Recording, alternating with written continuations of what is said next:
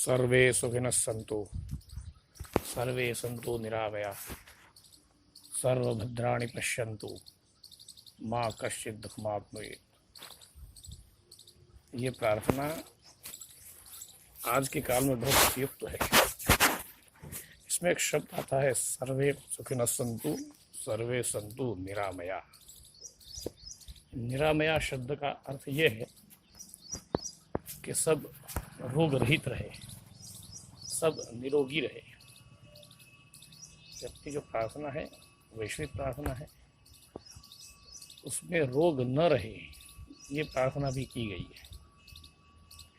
आज मुझे एक पुराना गीत याद आ रहा है। गीत के बोल ऐसे थे, क्या मार सकेगी मौत उसे औरों के लिए जो जीता है, मिलता है जहां का प्यार उसे और रो के वो आंसू पीता है। आज जो महामारी हुई है, इसके लिए गाने की पंक्ति बहुत उपयुक्त है। इस गाने में कहता है कि क्या मार सकेगी मौत उसे औरों के लिए जो जीता है। आज हम औरों के लिए जीते हुए इस तरह से जिएंगे तो हम खुद बच जाएंगे। हमें स्वयं शिस्त रखनी है। हम अपने को न बचाएं, हम ये सोचे हमारे कारण किसी दूसरे को कोई तकलीफ ना हो। हमें खुद को ही कोरोना हुआ हो, उस हिसाब से हमको जीना पड़ेगा। तो कोरोना की ये इलाज एक ये भी है कि हम स्वयं शिस्त बरते, हम अपने आप में झांके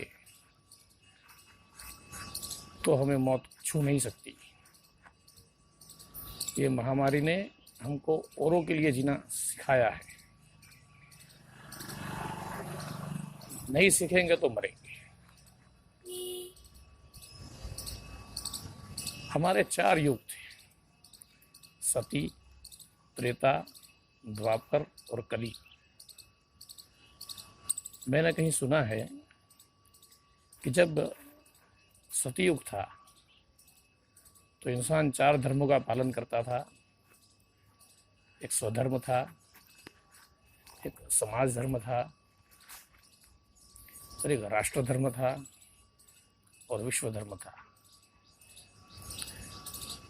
उसके बाद जब हमने त्रेता में प्रवेश किया तो विश्व धर्म निकल गया। फिर द्वापर में गए तो राष्ट्र धर्म भी निकल गया। और जब हम कली में आ गए तो हम सिर्फ स्व का ही पालन करते। ये स्वधर्म इस अर्थ में ले, हम सिर्फ अपने बारे में सोचते। सतयुग में जो जीने की पद्धति बताई है उसमें प्रकृति को नुकसान न पहुंचे उसका भी ध्यान रखा गया है। हमारा एक ही कृत्य विश्व को कहीं भी किसी भी तरह से नुकसान न पहुंचाए। पूरे विश्व की जहाँ चिंता की जाती थी तो वो सतयुग था। फिर विश्व धर्म से के राष्ट्र धर्म तक पहुंचे तो हम त्रेता में आ गए। फिर तो कुटुंब धर्म, समाज धर्म और स्वधर्म उतना ही बचा तो हम द्वापर में आए। अभी हम कलयुग में आ गए हैं। शास्त्रों में कहा गया है कि कलयुग में जो आदमी है वो खुद अपने बारे में ही सोचेगा। इस तरह से देखा जाए तो खुद अपने बारे में सोचो। गीत के बोल यही कह रहे हैं कि अगर तुमको बचना है तो औरों के बारे में सोचना पड़ेगा, और औरों के बारे में सोच के ही तुम खुद बच सकते हो। तो ये महामारी स्वयं शिस्त रखेंगे तो ही बचेगी, इसका भारत में कुछ अभाव है। हम स्वयं शिस्त में नहीं मानते, हम स्वयं शिस्त नहीं रखते, हम निज पर शासन नहीं रखते। अगर हम निज पर शासन रखेंगे, स्वयं शिस्त रखेंगे, कुछ अपने में बदलाव, ये महामारी का सबसे बड़ा इलाज है। हम बदलेंगे, हम अपने बारे में सोचने छोड़ के दूसरों के बारे में सोचेंगे कि मेरे से दूसरे का हित न हो जाए, तो हम इस महामारी से बच सकते हैं।